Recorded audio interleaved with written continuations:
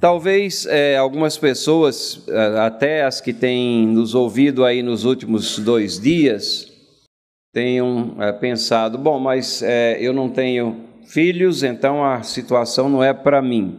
Ou outras, eu não estou ligado à área da educação, não tenho nada a ver com isso. Mas a notícia que eu trago é que, de certa forma, como cristãos, somos todos professores, não dá para escapar essa realidade. Nós somos professores, isso está muito claro lá naquele trecho que nós entendemos e chamamos da grande comissão, que está em Mateus capítulo 28, versículos 18 a 20. Vamos ler conjuntamente esse texto que está projetado aí, Mateus 28, 18 a 20. Leiamos juntos. Toda autoridade me foi dada no céu e na terra.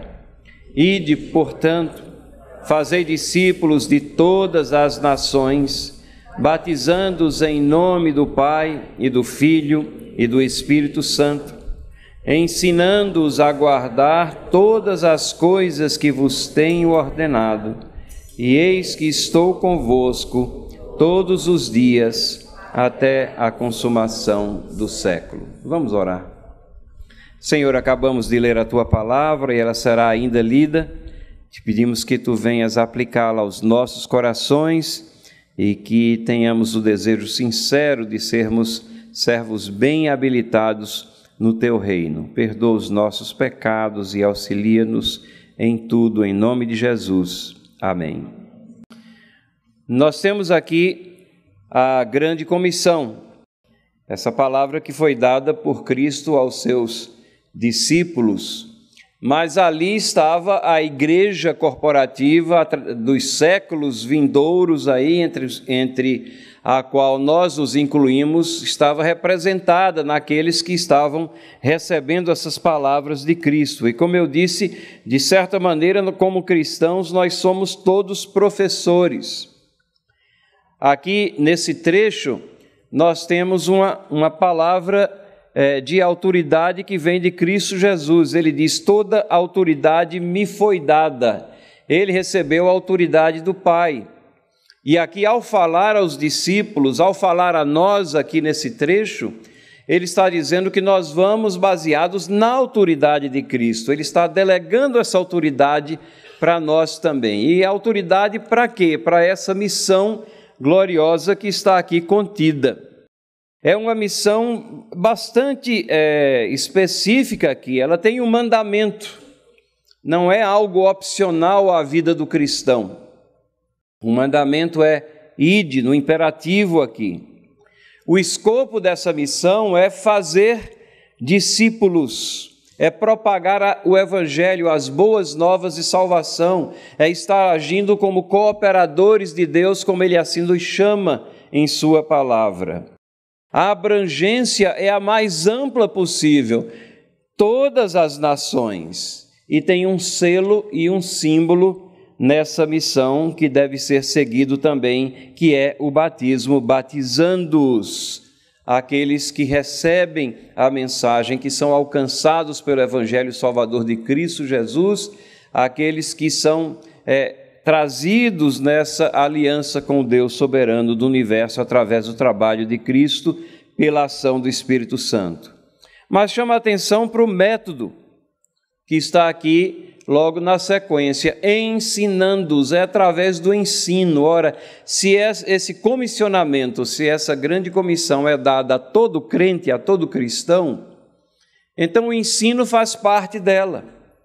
E se o ensino faz parte, nós temos mais é que nos aprofundarmos na questão do ensino e termos interesse na questão de como se ensina, o que deve ser ensinado, como é que é tratada a questão de conteúdo do ensino. Somos realmente professores ou meros facilitadores nesse processo? Somos proclamadores realmente das verdades de Cristo? Porque todos esses conceitos estão envolvidos na questão de ensino, e é um ensino que tem conteúdo. É um ensino que na grande comissão diz assim, que devem ser colocadas aos ouvidos daqueles que nos ouvem todas as coisas que eu vos tenho ordenado. Não somente a abrangência dessa missão, ela é a mais ampla possível, mas também em termos de conteúdo, nós temos toda a palavra de Deus, todas as coisas que saíram dos ensinamentos diretos de Cristo, mas dessa carta que Deus escreveu ao homem, que são as Escrituras Sagradas, a Bíblia, a palavra de Deus. Então é uma tarefa assim tremenda, grande responsabilidade sobre os nossos ombros, e quando nós nos apercebemos dessas responsabilidades, nós chegamos a tremer, mas não podemos esquecer do respaldo que nós temos, porque ele fecha tudo isso dizendo: eis que estou convosco todos os dias. É Jesus Cristo, nosso Salvador, prometendo que ele caminha conosco. Nas ocasiões de dificuldade, naquelas ocasiões onde falta a palavra adequada, nas ocasiões onde precisamos de sabedoria, Deus é aquele que, se nós pedirmos a Ele sabedoria, Ele, na sua graça, nos concede. Então, esse acompanhamento, esse caminhar que nós temos, essa segurança de que tudo isso acontece, e o Espírito Santo que habita em nós faz essa ligação tão forte nesse processo de salvação e nesse caminhar como peregrinos aqui, que a palavra de Deus chega a dizer que Ele intercede por nós com gemidos inexprimíveis, e às vezes até nós nem sabemos como orar, mas sabemos que Ele está intercedendo, temos o advogado perante o Pai. Então toda a Trindade está envolvida e nos amando, derramando sua graça abundantemente, não somente na ocasião da nossa salvação, mas ao longo do nosso percurso, do nosso caminhar, e aquele que nos chamou, Ele é poderoso para nos levar até a glorificação com Ele. E nesse processo nós somos professores, então. Então é bom que nós saibamos como é que Cristo ensinava, para que a gente possa ensinar de forma semelhante também. É bom que nós saibamos os problemas que ocorrem nas áreas educacionais.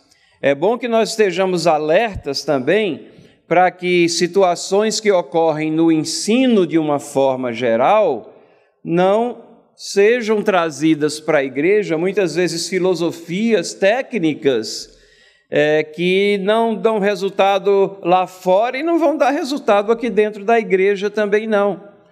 E que nós nos encaminhemos à palavra de Deus, que é apta também para nos preparar para essa questão do ensino, porque existem grandes problemas no ensino. Não é fácil ensinar, não é?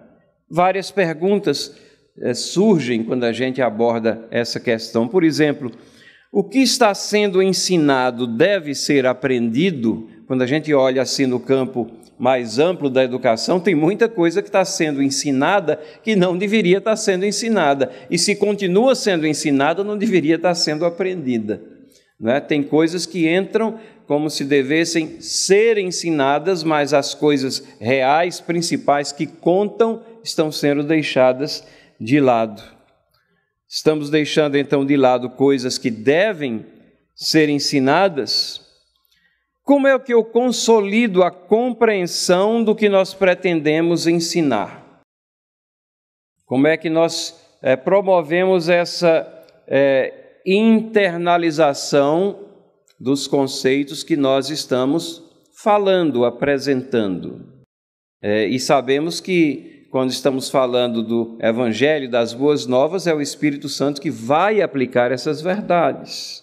Mas isso não significa que a gente faça tudo de forma desleixada e que desprezemos estudos e tudo mais. Deus nos chama para nós sermos operosos, diligentes no nosso caminhar, e que mesmo sabendo que Ele é soberano em todas as coisas, que nós caminhemos passo a passo de acordo com os preceitos que nós temos na palavra de Deus. Como fazer com que os alunos compreendam o que leem nos textos? Esse é um dos grandes problemas. um dos grandes problemas do ensino em geral, não é somente da igreja, mas é um problema que afeta a igreja. Compreensão de leitura, você lê e você está em devaneios mil numa era onde você quer a comunicação eletrônica rápida, sucinta, um máximo de 144 palavras ali, alguma coisa nesse sentido, como é que você se debruça sobre um texto para que você venha a compreendê-lo? Esse é um dos grandes problemas do ensino. Como discernir a melhor metodologia? Existem diversas metodologias e várias delas têm pontos válidos que nós faríamos bem em procurar aprender. E, finalmente, como manter o interesse na aprendizagem? Como é que nós podemos tornar o ensino de uma situação maçante, cansativa, para algo que empolga, que traz e desperta interesse naqueles que nos ouvem. Quando eu digo que nós somos todos professores, não é que todos nós estamos na frente de uma classe ensinando, ou de uma igreja, ou de uma classe escola dominical, mas é que quando nós estamos numa interação, qualquer que seja, com nossos companheiros de trabalho, vizinhos, pessoas do nosso conhecimento, familiares, e se estamos falando das coisas de Deus, nós temos ali que ter essa consciência de que somos professores naquele momento, estamos entregando as pérolas da verdade contida nas Escrituras Sagradas e nós somos os agentes ali escolhidos por Deus para aquele momento, para aquela situação, para essa tarefa de ensino. Então nós temos esses grandes problemas aqui, e são problemas que não são só dos cristãos, são problemas das escolas, são problemas do ensino de uma forma abrangente. E é interessante porque nós vivemos numa era que nunca se escreveu tanto sobre didática, pedagogia, métodos pedagógicos. Se você vai numa dessas mega livrarias, procura a seção lá de pedagogia, é um livro após o outro, é um guru pedagógico atrás do outro, cada um com uma proposta um tanto ou quanto diferente, e aqueles que estão nessa missão de serem professores de escolas, eles ficam até confusos muitas vezes com tantas metodologias, várias delas contraditórias entre si. Qual é a melhor metodologia? E dentro da igreja nós não estamos isentos, nem não temos razão para não aplicarmos boas metodologias também, mas temos que ter discernimento, né? Nunca se escreveu tanto sobre didática, pedagogia, métodos pedagógicos e, consequentemente, agora falando num sentido bem abrangente da educação no nosso país, nunca as expectativas por eficiência maior na instrução e nos processos educacionais foram tão altas. Pesquisa-se muito, escreve-se muito, aplicam-se tantas técnicas que você gera uma expectativa de que a coisa vai melhorar. No entanto, nós estamos no meio de uma crise educacional. E nós temos falado sobre isso aqui nos dias anteriores, sexta e sábado. E essa crise ela tem muito a ver com a filosofia que está por trás das práticas pedagógicas, a visão do como se aprende, a constituição das pessoas que foge à compreensão no circuito pedagógico e psicológico daquela que a Bíblia nos apresenta. As pessoas não nascem moralmente neutras, elas nascem pecadoras. E se você parte de uma premissa errada, você vai desenvolver uma filosofia errada, uma metodologia errada e tudo mais. Então, quando a base está carente ou errada, nós vamos ter situações de dificuldade. Mas particularizando essa questão da compreensão dos textos, que isso é essencial, nós somos conhecidos como o povo do livro, né? O livro que Deus escreveu para nós, inspirado pelo Espírito Santo, Vocês lembram daquele incidente lá em Atos capítulo 8, versículo 30, quando Filipe é comissionado a emparelhar o seu caminhar ou a sua carreira com aquela, a Bíblia fala de carruagem que levava um alto oficial do governo. Eu não sei que carruagem era essa, se ela corria rapidamente, se apenas correndo ele conseguiu emparelhar, se de alguma forma o Espírito Santo fez com que ele conseguisse ali ficar emparelhado com ela, não sei. Talvez a carruagem é uma expressão apenas para aquilo que eu conheci na minha infância como carro de boi. Carro de boi ali, não sei quantos aqui já viram ou já experimentaram estar perto de um ou até andar num, mas ele anda bem devagarzinho em lugares onde não tem até estrada, são caminhos, e aquela roda vai rangendo ali e o boi vai devagarzinho, então não é tão complicado assim você correr e emparelhar quem vai em cima. Temos que nos lembrar que naquela época não tínhamos as estradas, as vias que temos hoje, não tinham vias pavimentadas, nem mesmo tratores para fazer uma via não pavimentada assim bem plana. Mas qualquer que seja a situação, nós temos o registro de que Filipe chegou, encostou ali, e ali viu que ele estava fazendo o quê?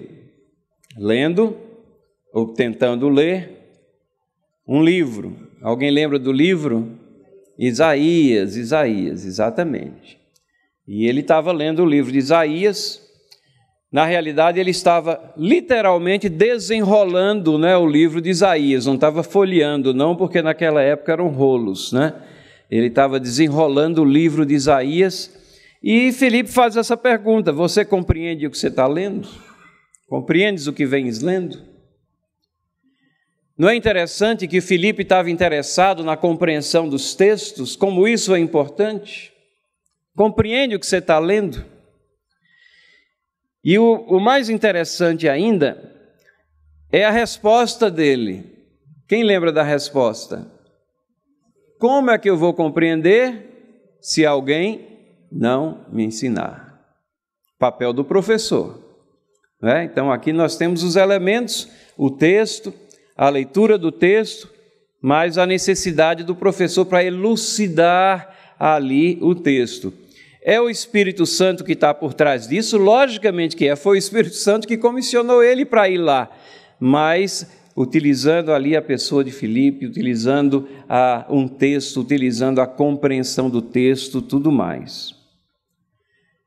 Gente, esse é um dos grandes problemas nas nossas igrejas, a compreensão do texto, e nas nossas escolas em geral. Pra vocês terem uma ideia de como esse problema é intenso, eu trouxe aqui alguns exemplos, algumas amostras. Vocês já devem talvez ter visto isso roda a internet aí, respostas que são dadas no Enem, para vocês verem como está falha a compreensão do texto, né?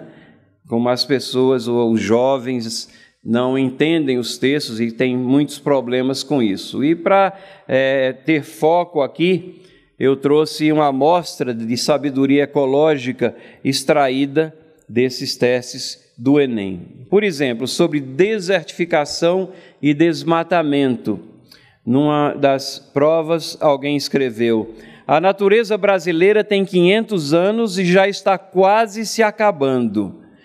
Um outro disse assim: menos desmatamentos e mais florestas arborizadas. Será que a gente tem alguma floresta que não seja arborizada, né? Sobre a Amazônia, um escreveu: a situação tende a piorar. Os madeireiros da Amazônia destroem a Mata Atlântica da região. Esse tem que estudar um pouco de geografia aqui, né? Mata Atlântica da Amazônia. O outro disse: o serigueiro tira borracha das árvores, mas nunca derrubam as seringas. Acho que esse é vocacionado à administração hospitalar, né? Sobre espécies em extinção, um escreveu: já está muito difícil de achar os pandas na Amazônia. E vai continuar procurando, né? Não vai achar nunca. O outro disse: na verdade, nem todo desmatamento é tão ruim. Por exemplo, o do Aedes aegypti seria um bom benefício para o Brasil. Então, pessoal, vamos desmatar o Aedes aegypti aí, por favor. E um outro disse: tudo isso colaborou com a extinção do micro-leão dourado. Eu não sei muito bem o que é o micro, mas deve ser um micro-leão bem pequenininho assim, né? Mudanças climáticas, pelo que colocaram, devem ser provocadas por duas pessoas, porque um escreveu: o El Niño já provocou secas e enchentes calamitosas. E o outro disse: o problema ainda é maior se tratando da camada de ozônio. Parece uma dupla caipira, né? El Niño e de ozônio. Sobre o meio ambiente, um escreveu: não preserve apenas o meio ambiente, e sim todo ele. Ora, se você vai fazer esforço, né, por que é que vai preservar só o meio? E o outro escreveu: e tudo isso é devido aos raios ultraviolentos que recebemos todo dia.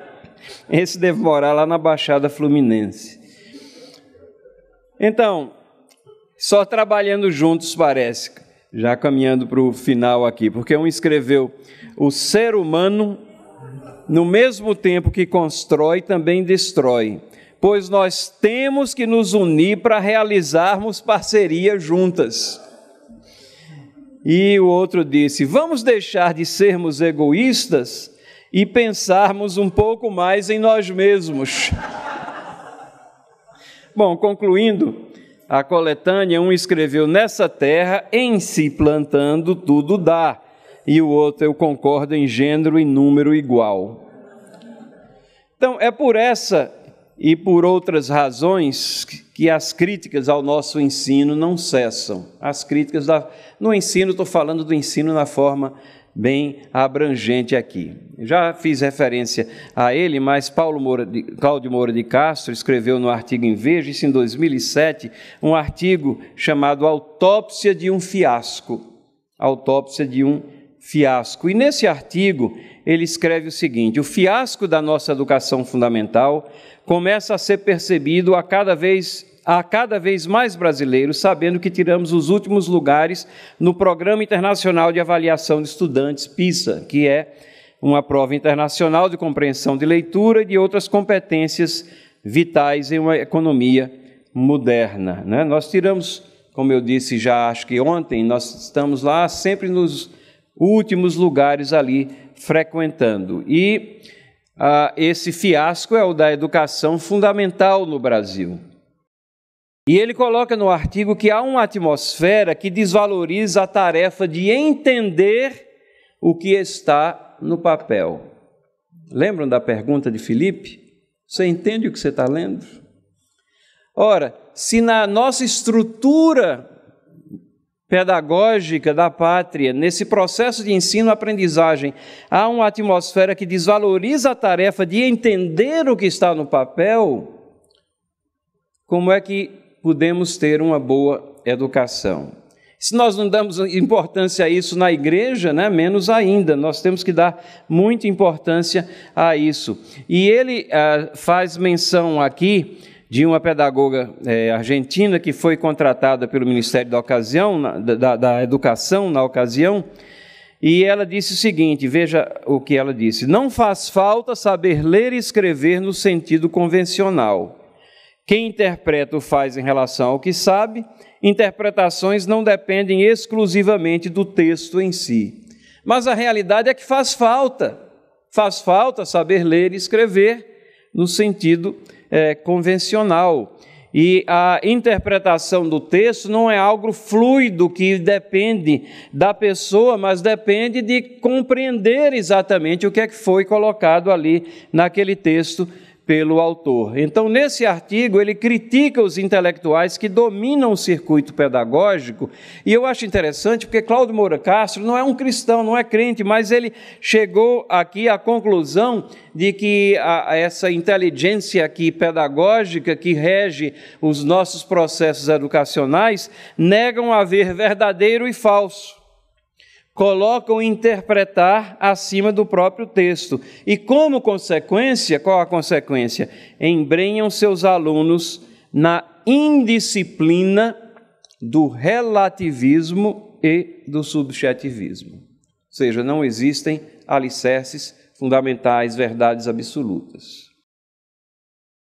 Como é que nós ficamos como educadores cristãos? Só lembrando que somos todos educadores.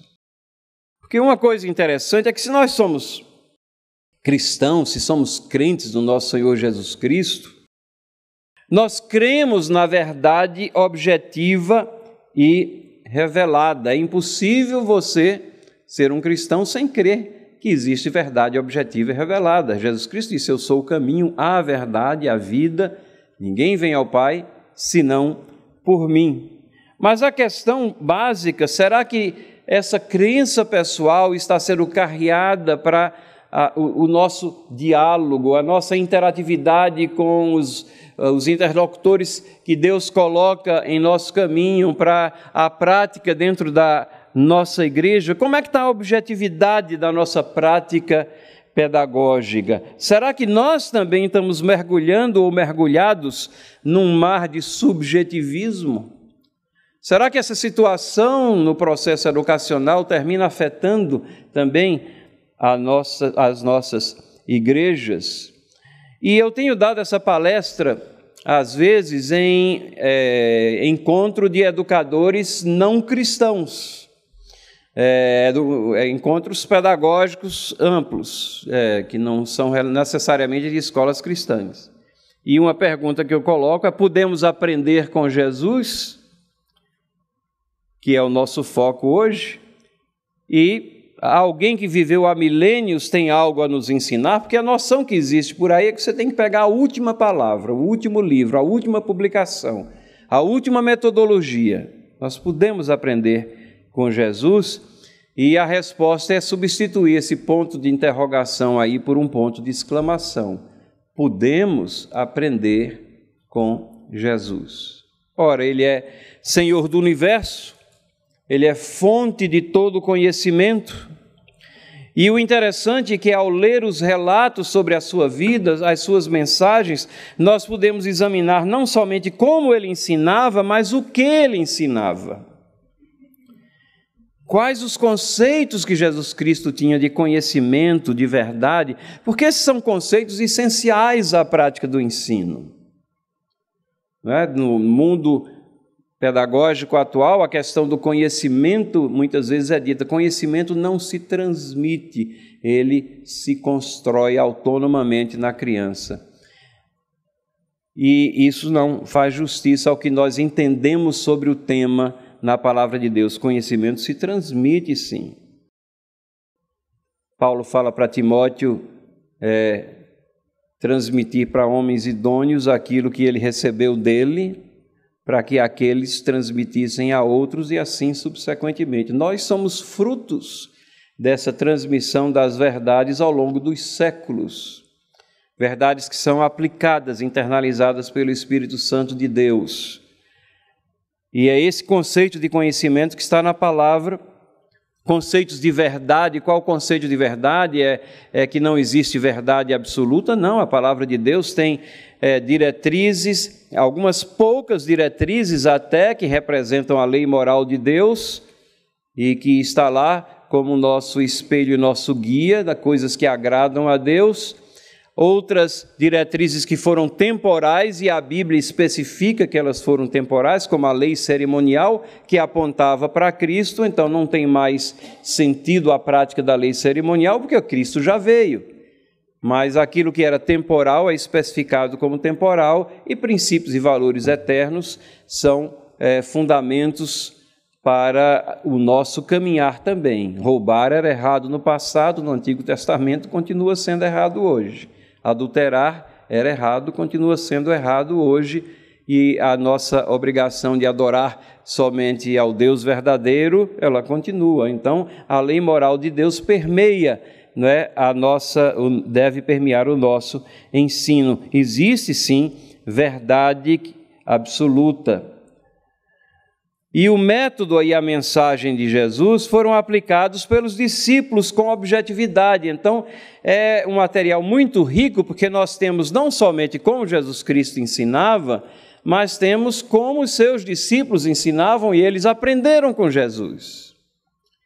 Então, as abordagens, a forma de ensino, nós podemos vê-la de várias maneiras na palavra de Deus. E estudar essa didática de Jesus e ensinar como Cristo ensinava e aprender, no caso nosso aqui, como eu disse no início, com o incidente de Jesus Cristo com a mulher samaritana, que está lá em João capítulo 4, versículos 7 a 26. Antes de nós entrarmos no texto, deixe-me só rapidamente falar sobre essa expressão parentética aqui que está no meio desse texto. Os judeus não se dão com os samaritanos. Porque para que a gente possa apreciar o texto, a gente tem que entender essa frase que João colocou aqui, inspirado pelo Espírito Santo de Deus. Os judeus não se dão com os samaritanos.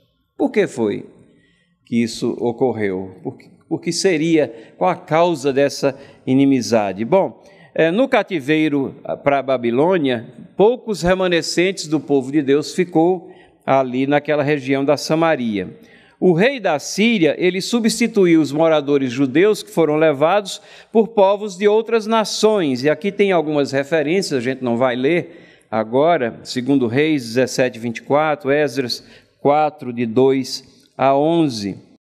E houve uma ocasião onde rabinos foram enviados para a instrução daqueles remanescentes. E a emenda foi pior do que o soneto, porque eles misturaram judaísmo com paganismo e ficou uma região bem peculiar, uma religião bem peculiar daquela região. Temos aí registros em 2 Reis 17, 26 a 28. De tal maneira que a gente pode levantar aqui pelo menos 5 razões para essa inimizade que existia. Primeiro, a questão do templo. Os samaritanos ofereceram ajuda para a reconstrução do templo e os judeus rejeitaram, porque acharam que eles não tinham a verdadeira devoção, não compreendiam a razão de que eles estavam querendo reconstruir o templo, rejeitaram.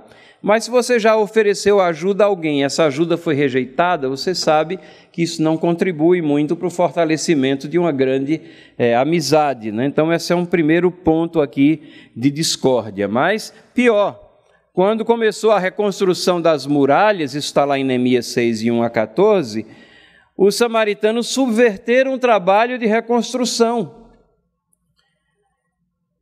E se você já construiu alguma coisa e foi derrubado por alguma razão, você não vai ficar muito contente com aquilo que foi derrubado do que você estava construindo. Depois o templo, ele foi clonado lá no Monte Gerizim. E Sambalá, que era um dos líderes, colocou o seu sobrinho Manassés como o chefe desse templo, uma espécie de emulando o sumo sacerdote dos judeus. Então, gerou-se ali uma disputa, né, quem tinha a verdadeira religião, o verdadeiro templo, de tal maneira que quando a gente chega na época de Jesus Cristo, a Samaria era uma espécie de refúgio de criminosos. Salteadores e outros crimes eram perpetrados ali, entre as regiões vizinhas, e quando corriam todos para Samaria, e ali eles eram acobertados. Então, a reputação era a pior possível dos samaritanos. E como se isso não bastasse, os samaritanos eram santarrões. Eles diziam: nós somos mais puros do que vocês, judeus, porque nós aceitamos somente o Pentateuco. E vocês aceitam todos esses outros livros aí como escrituras, quando na realidade o Antigo Testamento é composto do Pentateuco, sim, mas os outros livros igualmente inspirados até o início daqueles 400 anos silenciosos, onde silenciou a palavra profética, fechou-se o cano do Antigo Testamento, mas é mais do que o Pentateuco. E os samaritanos, né, diziam que era apenas o Pentateuco.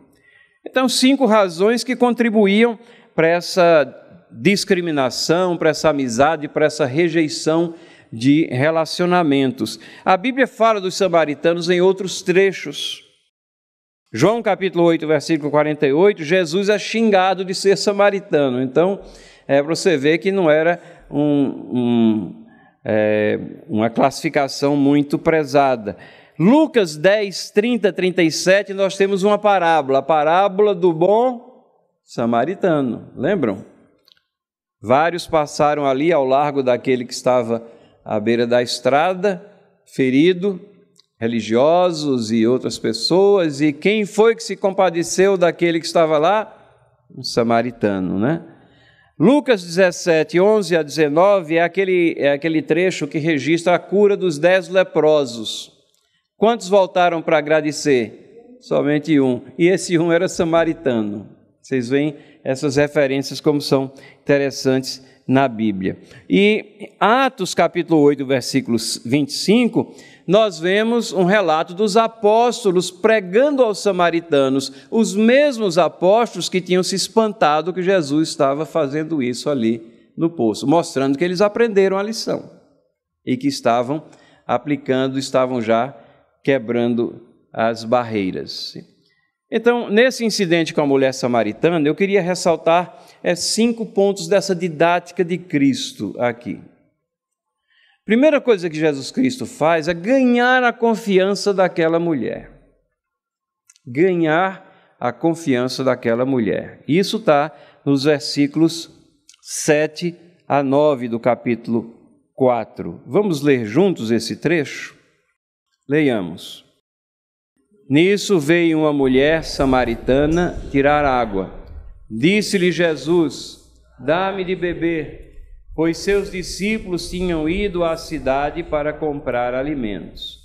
Então lhe disse a mulher samaritana: como, sendo tu judeu, pedes de beber a mim, que sou mulher samaritana? Porque os judeus não se dão com os samaritanos. É aqui que vem essa frasezinha, João explicando que os judeus não se dão com os samaritanos. Mas você percebe o que é que Jesus Cristo está fazendo aqui? Ele está ganhando a confiança dessa mulher. E ele está fazendo isso quebrando barreiras e preconceitos que impeçam o relacionamento. Quebrando barreiras e preconceitos que impeçam o relacionamento. Em outras palavras, ele está chegando no nível dela e falando com ela e tratando ela com respeito. Ali ele está quebrando barreiras que eram grandes barreiras que existiam nesse relacionamento entre judeus e samaritanos. Quando eu estudo esse texto aqui, eu me lembro de um incidente que eu vi numa palestra proferida por um pregador coreano. E ele era um coreano diferente, porque a mãe dele era americana e o pai era coreano. O pai foi estudar nos Estados Unidos, num seminário, conheceu a futura esposa, casou lá e depois de um tempo tiveram um filhinho nos Estados Unidos, que era ele. E depois de algum tempo, eles voltaram para a Coreia para serem missionários na Coreia. E o menino já tinha seus 5, 6 anos, aí, alguma coisa, já estava em idade escolar, frequentando a escola quando eles vieram para a Coreia como missionários. Era um coreano diferente, ele falando lá, eu olhava assim de um jeito, ele parecia ocidental, olhando de outro jeito, parecia oriental, porque era a mistura aí dessa mãe americana com esse pai coreano. E ele relata que ele tinha muito desejo de ser aceito ali, junto aos coleguinhas da escola. Mas logo nos primeiros dias, a mãe o que é que fez? Preparou o lanche dele, aquele belo sanduíche norte-americano, embrulhou com papel alumínio e deu para ele. E quando ele chegou lá, olhou ao seu redor, estava todo mundo com uma cumbuquinha de arroz, não é? E algum peixe, alguma coisa com a alimentação típica oriental lá dos coreanos. E ele voltou e falou para a mãe: mãe, eu não quero levar mais sanduíche, você prepara um lanche coreano para mim? Aí ela disse: tá bom, eu vou fazer isso. Isso daí já foi um passo que ele deu. Mas ele relata que a vontade dele era tão grande de ser aceito pelo resto da turma, ele com aquela configuração assim meio complexa, indescritível, ele diz que teve noites que ele chegou a dormir no chão, com o nariz encostado no assoalho, para ver se de manhã ele acordava com o nariz um pouquinho mais chato, mais parecido com os colegas. E aí, no relato dele, ele diz que depois de já ter se enturmado e ter ficado ali bem aceito pelos outros, os pais voltaram aos Estados Unidos. Chega aquele momento onde, como missionários, eles voltaram para visitar as igrejas onde eles tinham sustento, ficar 1 ano nos Estados Unidos, e aí falaram para ele que ele iria ser colocado numa escola lá onde ele ficaria. Aí ele disse: estou frito, né? Eu já estava enturmado lá, tudo, agora vou entrar no novo ambiente. E aquilo foi pesando assim na cabeça dele. Levaram ele para a escola, já tinham falado lá com a diretora, e no dia que levaram ele, a diretora disse: você vai ficar na classe tal, e a professora já está em aula, ela já sabe que você vem, basta você, com cuidado, abre a porta e entra e senta lá. E ele foi para a sala e sentou lá atrás, né, na última fila, e se enterrou na cadeira, assim, para não ser notado.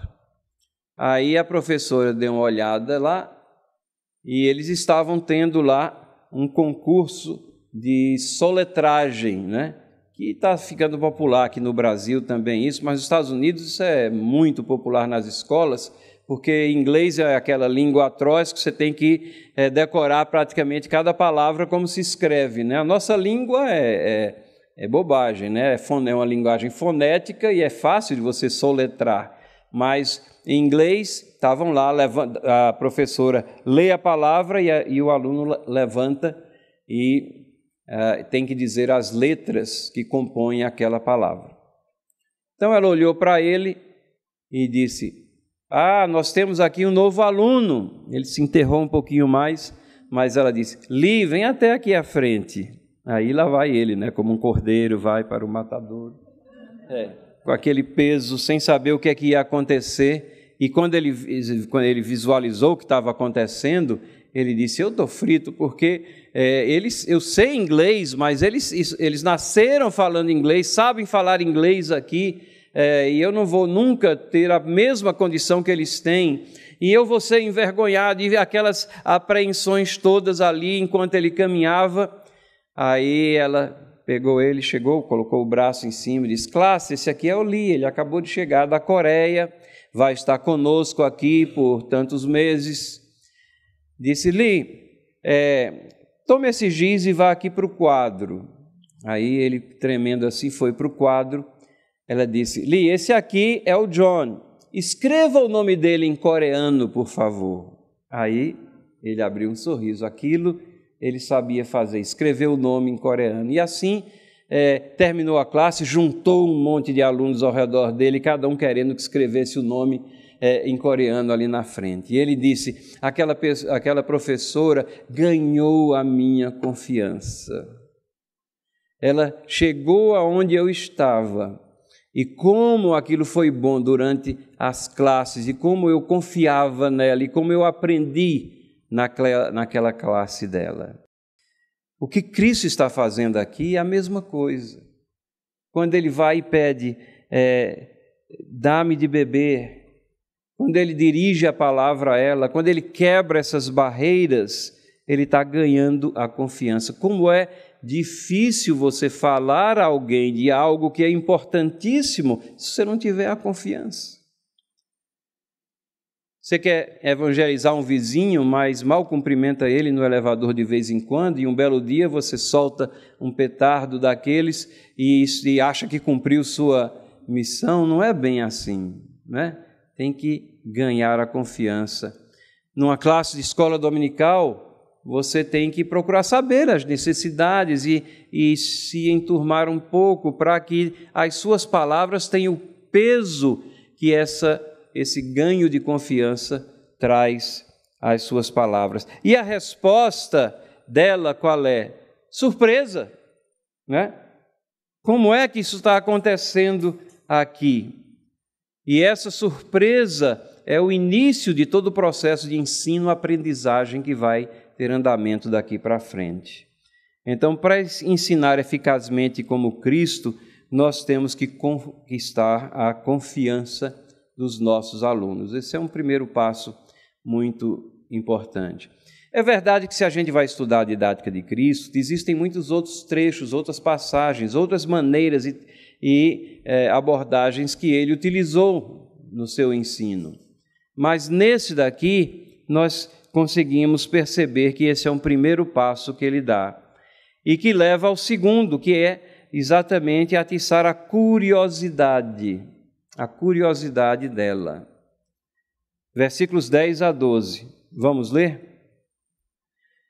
Replicou-lhe Jesus: se conheceras o dom de Deus, e quem é o que te pede, dá-me de beber, tu lhe pedirias, e ele te daria água viva. Respondeu-lhe ela: Senhor, tu não tens com que tirar? O poço é fundo. Onde, pois, tens a água viva? És tu, porventura, maior do que Jacó, o nosso pai, que nos deu o poço, do qual ele mesmo bebeu, e bem assim seus filhos e seu gado? Jesus desperta aqui a curiosidade dessa mulher. E a curiosidade, ela é normalmente despertada por colocações inesperadas, inusitadas ou intrigantes. E nós somos muito apressados no nosso ensino. Nós queremos chegar à conclusão antes de trilhar os passos que vão levar à conclusão. Jesus Cristo está cheio de conteúdo aqui para ensinar aquela mulher, mas ele está trabalhando o coração daquela mulher de tal maneira que quando ele chegar no final nós vamos ver, então ele vai ensinar doutrina bem profunda e pertinente à vida daquela mulher. E despertar a curiosidade é um dos pontos fundamentais do ensino, porque quem tem a curiosidade despertada está cheio de perguntas, e perguntas se são o sonho de qualquer professor, se constitui no sonho do professor. Aluno que fica quieto, calado, você fica agoniado, né? E se você está falando de Cristo a alguém e você não tem nenhuma pergunta, você fica pensando, será que eu estou me comunicando? Será que eu estou falando chinês e ele não entende chinês? Ou será que eu não sei falar chinês e ele é chinês? Né? Alguma coisa não está acontecendo nesse processo de comunicação aqui. Você tem que despertar a curiosidade, trabalhar. Quantas vezes numa aula de escola dominical, em vez de responder rapidamente a alguma questão que surja lá, você diz, vamos estudar isso durante a semana. E aí no domingo que vem, a gente começa ouvindo o que é que vocês acharam a respeito desse assunto. E aí você tem uma semana inteira da curiosidade sendo despertada e do desejo também de interagir, que vai enriquecer a classe no domingo seguinte. Nós queremos dar a conclusão antes do trabalhar a vida, o coração das pessoas com quem nós estamos comunicando as coisas. Então, como é importante despertar a curiosidade. Nós todos sabemos que um dos grandes mestres de comunicação cinematográfica foi o Alfred Hitchcock, né? Que ele era o mestre do suspense.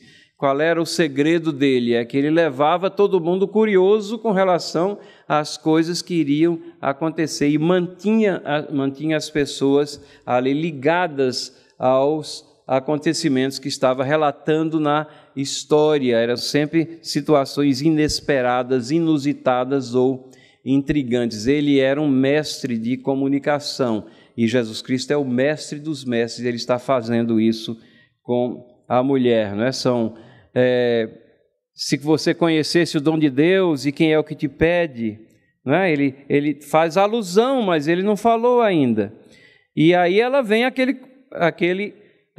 aquela cachoeira de perguntas aqui. Senhor, você tem com que tirar a água? Não tem, o poço é fundo. Onde é que você tem essa água viva? Você é maior do que Jacó, nosso pai, que deu ele de beber aos seus filhos e ao seu gado, não é? Então, são perguntas que surgem aqui nessa interação com a mulher. Para ensinar eficazmente como Cristo, então, nós temos que despertar a curiosidade dos alunos. Jesus Cristo procede aqui nos versículos seguintes, 13 a 15, nós vemos que ele começa a trabalhar a identificação da carência real na vida daquela mulher. Versículos 13 a 15, vamos ler? Afirmou-lhes Jesus: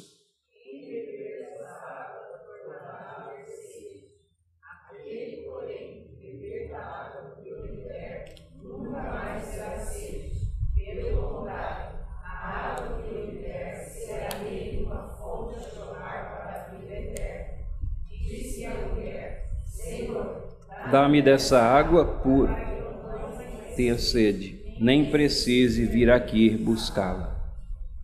O que Jesus está fazendo aqui, ele está identificando a carência e a necessidade dessa mulher. E ele tem algo que pode preenchê-la. O que ele está fazendo aqui é levando os olhos dela do aqui e do agora. Ela até agora está concentrada em água física e a sede que vai e volta, né, quando você tem necessidade de água física, mas Jesus Cristo está com o olho no futuro, ele está pensando nas necessidades últimas da vida daquela mulher, na carência maior que ela tem, que é do relacionamento com Deus e de que ela receba essa água viva, purificadora no seu caminhar aqui. A resposta da mulher é um anseio de ser satisfeita. Ela quer ser satisfeita, mas ainda não tem a noção muito bem do que Jesus Cristo está falando. Mas ele fala com autoridade, mostrando que ele tem o que ela precisa, não somente para as questões imediatas, mas principalmente para os relacionamentos perenes, permanentes, o relacionamento principal com o Criador, a reconciliação com o Criador. Então, nós temos que fazer isso também no nosso ensino. Com frequência, a gente encontra classes de escola dominical que estão estudando temas. O que é que vocês querem estudar agora? Então, é muito mais em cima do que se quer estudar, a liderança não para ver o que é preciso ensinar, não é? Então, é necessário que tenhamos o interesse no ensino, mas que as coisas que sejam ensinadas sejam aquelas que realmente contam, não apenas por aqui e por agora, mas que sejam permanentes. Minha esposa liderou durante um tempo uma classe de escola dominical chamada Plena Certeza, né, de pré-adolescentes. E era sobre o livro de Lucas, né, porque o livro de Lucas escreve para Teófilo para que tenha plena certeza. E é interessante como isso marcou a vida de muitos adolescentes. Ela se corresponde com vários que são hoje pessoas já casadas e adultas, mas se deixar à vontade deles, eles vão querer ouvir coisas que são, às vezes, até pertinentes, mas assim, muito imediatas. Mas como é importante você internalizar a palavra de Deus, que vai fazer lastro para as decisões da vida, que vai dar conhecimento profundo para as situações que eles encontrarão, às vezes, anos depois em suas vidas, e que têm que ser ensinadas. Para ensinar eficazmente como Cristo, nós temos que apontar que a vida tem um sentido e uma dimensão maior que transcende essa visão imediata que as pessoas normalmente têm. Tem um problema, querem resolver aquele problema. Há um problema maior. O problema maior é como é que está o nosso relacionamento com o Deus do universo, é como está essa compreensão de que Cristo é o Salvador, e estar ali sendo trabalhado para que o Espírito Santo de Deus possa aplicar a obra salvífica de Cristo na vida das pessoas. Um quarto ponto, então, nessa didática de Cristo, e esse é imprescindível, é como Jesus Cristo trabalha a questão da consciência nessa mulher. Isso está nos versículos 16 a 18. Vamos ler? Disse-lhe Jesus: vai, chama teu marido e vem cá. Ao que lhe respondeu a mulher: não tenho marido. Replicou-lhe Jesus: bem disseste, não tenho marido, porque 5 maridos já tivestes, e esse que agora tens não é teu marido. Isso disseste com verdade. O que Jesus está fazendo aqui, ele está confrontando as implicações morais daquela vida, ele não foge delas. Ele está chegando a um ponto onde ele vai fazê-la refletir sobre uma vida irregular que ela leva. Aquela mulher teve 5 relacionamentos que foram de alguma forma ou outra legalizados naquela região dela e que ela poderia chamar de marido, e ela estava atualmente num mais irregular do que os anteriores, porque não podia ser nem chamado de marido. E essa era a situação em que ela vivia. Mas me chama a atenção também como é que o mestre faz isso. Ele interage com ela sem acusações, mas provocando a reflexão. Vejam, chama teu marido, vem cá. Ao que lhe respondeu a mulher: não tenho marido. O que é que Jesus diz? Bem disseste. Veja, no meio de uma situação de dificuldade, ele acha um ponto aqui para ressaltar a honestidade dela. Bem disseste, não tenho marido. Porque 5 maridos já tivestes, e esse que agora tens não é teu marido. E aí ele ainda fecha dessa maneira: isso disseste com verdade. E isso tenho certeza que provoca a reflexão dela em que tipo de vida ela está vivendo aqui. Essa interação que ele faz, confrontando a questão da consciência, mas provocando a reflexão. Me chama a atenção também que ele não foge disso. E às vezes nós fugimos. A gente conhece uma pessoa, às vezes anos, e sabe que tem problemas na vida daquela pessoa. E a gente dá tudo para não ter que falar desses problemas. A gente quer deixar a amizade bem superficial, de tal maneira que a gente não vá, talvez, colocar a amizade em risco e chamar a atenção ou provocar a reflexão sobre uma situação irregular que está sendo vivida e exatamente sem a percepção de pecado, sem a percepção de que a vida tem problemas, não vai acontecer a salvação da pessoa. Do nosso ponto de vista, a salvação passa também pelo arrependimento, por isso que nós vemos Jesus pregando o arrependimento, nós vemos Pedro pregando o arrependimento, nós vemos Paulo pregando arrependimento. E nós sabemos que essa convicção, ela é operada pelo Espírito Santo de Deus. É Ele que abre os nossos olhos e nós vemos que Deus é tudo, nós não somos nada, que nós não temos mérito, mas Ele nos usa nesse processo. E Jesus Cristo está fazendo exatamente isso aqui com ela. E a resposta dela reflete essa honestidade e reconhecimento.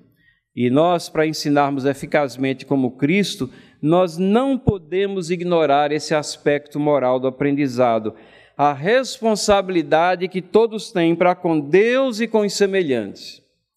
É interessante como isso se aplica não somente ao ensino na igreja. Se nós estivéssemos falando aqui para uma escola, você não pode ensinar eficazmente se você ignora a responsabilidade que o aluno tem para com seus semelhantes. Você tem um caos na sala de aula. Você não pode ensinar eficazmente e trazer a ele sentido de vida se você não fala que ele tem obrigações para com Deus. Então é necessário que essas questões estejam presentes aqui no processo de ensino-aprendizagem, e Jesus Cristo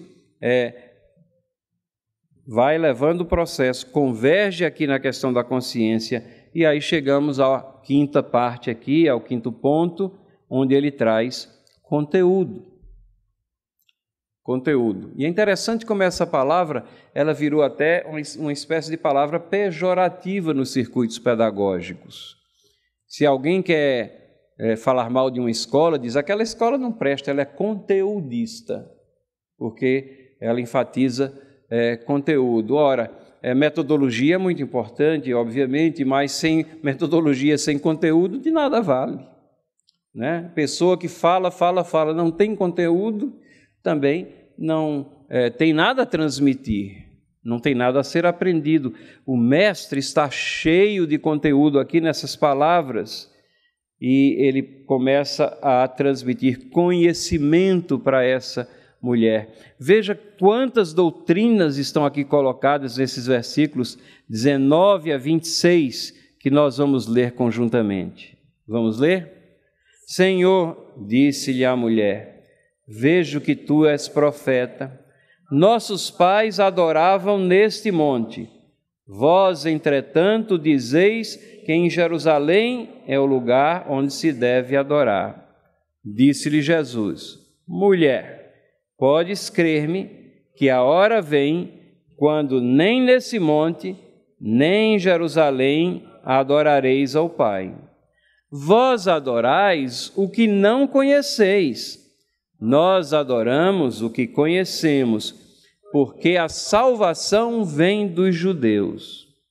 Mas vem a hora, e já chegou, em que os verdadeiros adoradores adorarão o Pai em espírito e em verdade, porque são estes que o Pai procura para seus adoradores. Deus é espírito, e importa que os seus adoradores o adorem em espírito e em verdade. Eu sei, respondeu a mulher, que há de vir o Messias, chamado Cristo. Quando ele vier, nos anunciará todas as coisas. Disse-lhe Jesus, eu sou eu que falo contigo. Essa passagem é maravilhosa. Jesus Cristo aqui fala do local de adoração, e tem essa controvérsia, né, se ali na região, se era em Jerusalém ou em Samaria, e ele diz que não é nem lá nem aqui, porque a hora vem que o Pai, e já chegou, que vão adorar o Pai em espírito. Mas é interessante aqui, como Jesus Cristo diz, vós adorais o que não conheceis. Mas espere, Jesus Cristo aqui está falando contra os samaritanos, ele não está destruindo toda essa abordagem que ele construiu até agora, não. Ele está falando a verdade.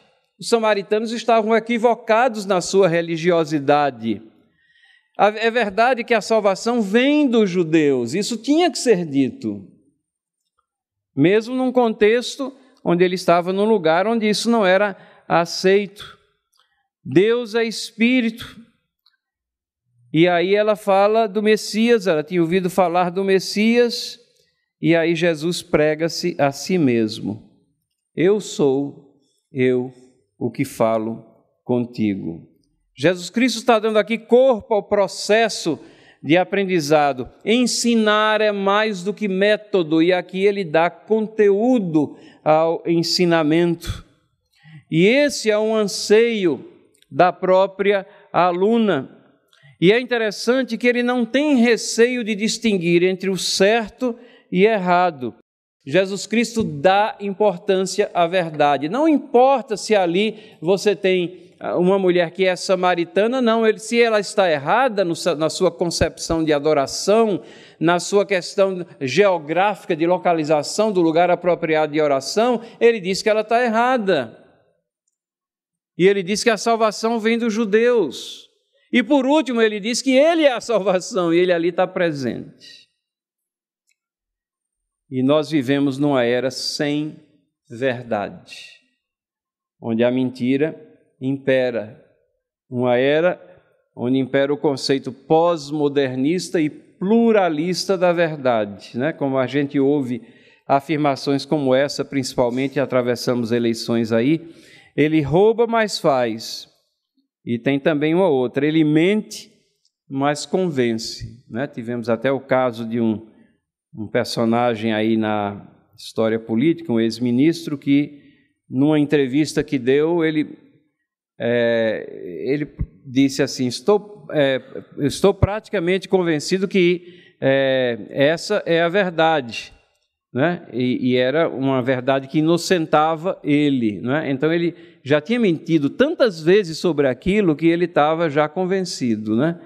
A palavra de Deus alerta para aquele que diz que não tem pecado, é mentiroso e nele não está a verdade. Mas a sociedade vê a verdade dessas maneiras estranhas aí. A revista Veja saiu com a reportagem de capa um tempo atrás, e que a chamada dizia assim: um levantamento mostra que as pessoas ouvem 200 mentiras por dia.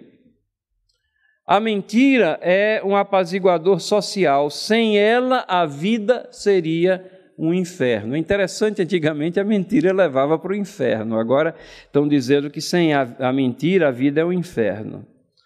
E aí tem uma pergunta: por que é que os políticos exageram seus poderes e fazem promessas que não podem cumprir? E a resposta é: porque ninguém liga para isso, está todo mundo tão acostumado. Jesus Cristo não tem receio de estabelecer, falar verdades, ele não foge delas, e ele estabelece doutrinas importantes aqui para aquela vida. A resposta é essa interação intensa da aluna. Eu compreendo isso, mas penso dessa maneira. Está correto? Jesus Cristo disse: não, não está correto. E você tem que pensar de outra maneira.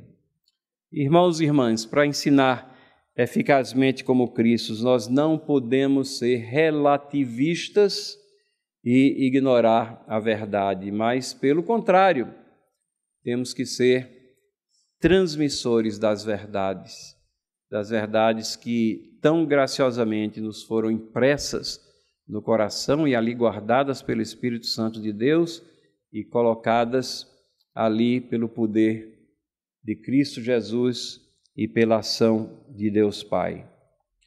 Então, concluindo, 5 aspectos da didática de Cristo aqui que nós abordamos aqui nessa manhã. Primeiro, a questão da confiança, é necessário ganhá-la. Segundo, curiosidade, é preciso despertá-la. Terceiro, carência, é importante identificá-la. Quarto, consciência, é imprescindível confrontá-la. E por último, conhecimento, é essencial objetivamente transmiti-lo. E o interessante é que esse aprendizado ele foi eficaz, ele foi demonstrado aqui nos frutos, porque lá no versículo 39 nós temos o sonho de todo professor também: a aluna vira professora. E o texto diz que muitos creram em virtude do testemunho dela. É ela agora que está passando à frente as coisas que acaba de aprender. Deus possa acompanhar nossas vidas, que tenhamos interesse profundo por essas questões, porque elas são tão importantes para a nossa vida, a vida da nossa família e para a vida da igreja. Que Deus abençoe a todos vocês, foram dias maravilhosos aqui.